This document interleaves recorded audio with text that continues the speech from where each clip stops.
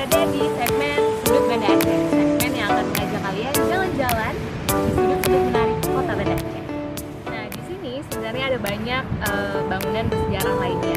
Ada makam Sultan Iskandar Muda dan juga ada makam keluarga kerajaan lain. Tapi hari ini kita akan banyak bahas tentang gedung ini.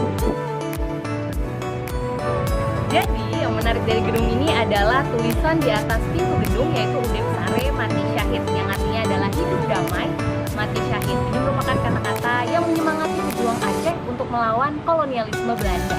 Aceh bakal cerita lebih banyak lagi tentang gedung ini. Ikut Aceh yuk!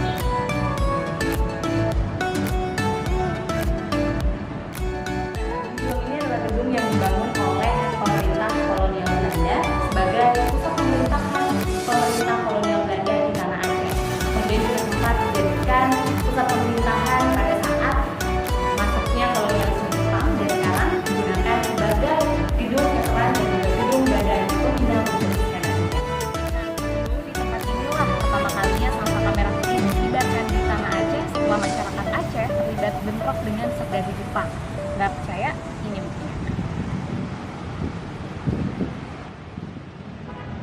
Nah, itu dia tadi jalan-jalan Aceh di Sudut Banda Aceh. Jangan lupa untuk tungguin Aceh di Sudut Banda Aceh selanjutnya.